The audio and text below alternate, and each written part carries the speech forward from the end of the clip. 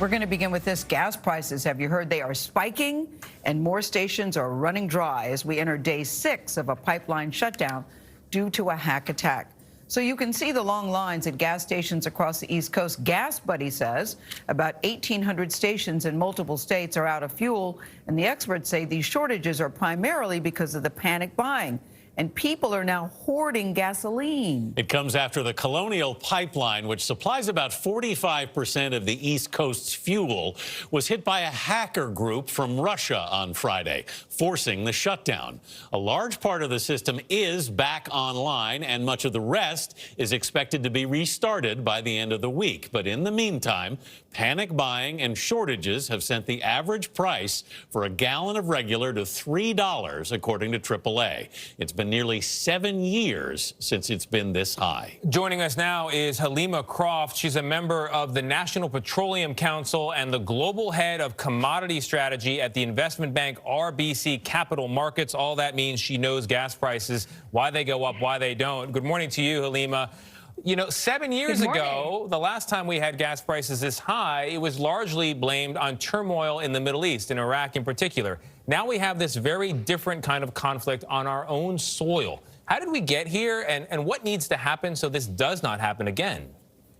I mean, I think this is a story about the rise in cyber attacks. I mean, it's the perfect weapon, as David Sanger says. It's a short of war weapon. And so you have a number of state actors, non-state actors being able to use this technology to wreak havoc on critical infrastructure across the world. And so we are talking about an energy story this week. The question is, will we be talking about, the electricity supply? Will we be talking about the water supply? So I think, again, this is a story about energy this week, about, gas lines. But the cyber story and the story of cyber attacks is not going to go away. So Colonial says that they should have the pipeline back online by the end of this week. In the meantime, and the key word there is should, they should have it back online. Yes. Do you expect prices to continue to go up?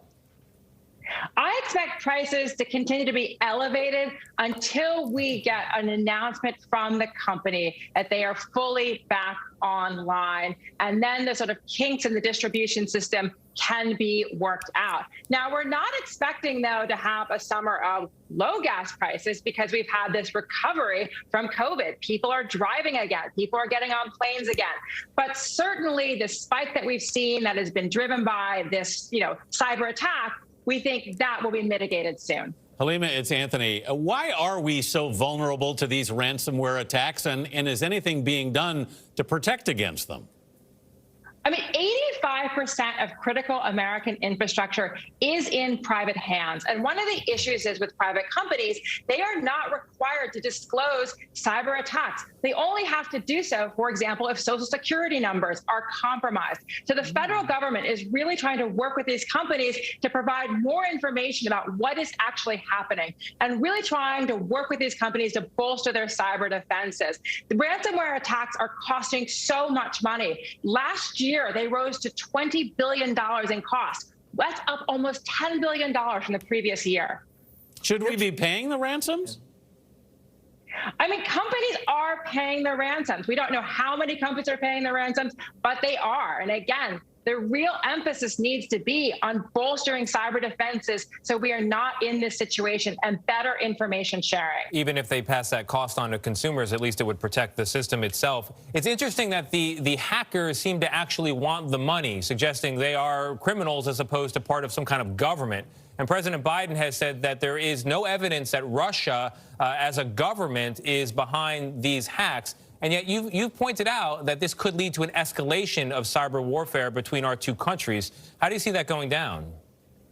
Well, I mean, Russia has become a safe haven for these criminal groups engaging in ransomware attacks. And the question is there tacit support for these groups? Do they know what they're doing? And then you have Russian intelligence services themselves orchestrating attacks. We had this massive SolarWinds cyber breach that was uncovered in December 2020. That was the most massive cyber breach we've seen in history, targeting, critical federal agencies, targeting hospitals, doing vaccine research on COVID-19. And so this real concern about what state actors are doing, Russia, China, Iran, is only growing.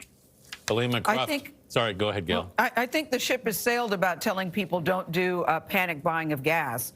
But is that adding to the problem? Is there a gas shortage? What are you telling people who are sitting in these long lines waiting and desperate? I mean, certainly we have not had a situation where we are running out of gas because we don't have fuel. There is an issue clearly with distribution, and there is an issue with panic buying. So I think the most important thing for U.S. consumers is to see clear evidence that that pipeline is back up and running. Yeah, which again, we hope will be by the end of the week. Helima Croft, thank you very much.